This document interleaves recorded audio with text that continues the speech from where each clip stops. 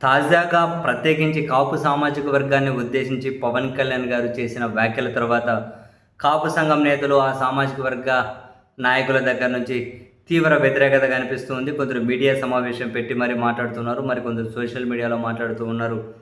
తిరుపతికి చెందినటువంటి ఈ కాపు నేతేనట, ఆయన కూడా టీటీడీ బోర్డు మాజీ సభ్యుడట. ఎవరంటే ప్రస్తుతం తెలుగుదేశం పార్టీలో కూడా ఉన్నారట, ఓవి రమణ అట. ఆయనైతే తిరుపతిలో మీడియా సమావేశం పెట్టి చాలా ఘాటుగా మాట్లాడుతూ ఉన్నారు.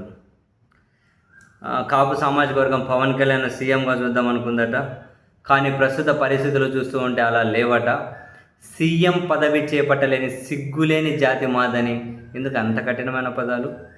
సీఎం పదవి చేపట్టలేని సిగ్గులేని జాతి మాదని, ఎంతకాలం తాము బ్రోకర్లుగా జోకర్లుగా ఉండాలి అని ఆవేదన, ఆగ్రహమా, అసంతృప్తి, ఆవేశమా నాకైతే తెలియదు. చాలా తీవ్ర పదాలే వాడారు. రాను రాను కాపు జాతికి సిగ్గు పౌరుషం తగ్గిపోతుందని, వైసీపీ అంటే రెడ్డి, టీడీపీ అంటే కమ్మ, జనసేన అంటే కాపులానే ఆ విధంగా ఓన్ చేసుకుంటూ వస్తూ ఉంటే పవన్ కళ్యాణ్ మాత్రం తనకు కులం లేదని చెప్పారని, సో కాపు జాతికి నాకు సంబంధం లేదని బహిరంగంగా చెబితే ఆ కాపు కులం వాళ్ళ సంగతి ఏందో వాళ్ళు తేల్చుకుంటారని ఇంకెన్నిసార్లు చెప్పాలి? ఆయన చెప్తూనే ఉన్నారుగా, ఒక కులం కోసం రాలేదు, నాకు అవసరం లేదు, ఓట్లు ఉంటే ఉంటాయి, పోతే పోతాయి, నేను జాతి కోసం వచ్చా, దేశం కోసం వచ్చా, రాష్ట్రం కోసం వచ్చా అని చెప్పి ఆయన చెబుతూ ఉన్నారు కదా. ఇంకా వీళ్ళు అర్థం చేసుకోవాలి. అయినా కూడా ఇటువంటి కాన్సెప్ట్కి నేనైతే వ్యతిరేకం లేదు. ఏదో ఈ కులమే రావాలి, ఆ కులమే రావాలి, ఎవరైతే ఉంది? అసలు 0.1% జనాభా ఉన్న కులమైన ఏమైతే ఏముంది రాష్ట్రాన్ని పాలించడానికి? రాష్ట్రాన్ని అద్భుతంగా పరిపాలిస్తూ ఉన్నారా? అభివృద్ధి వైపు తీసుకెళ్తున్నారా?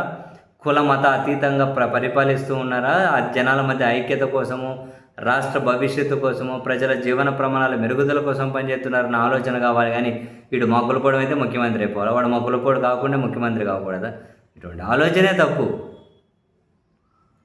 ఇటువంటి ఆలోచనే తప్పు. బేసిక్గా కరెక్టే కదా.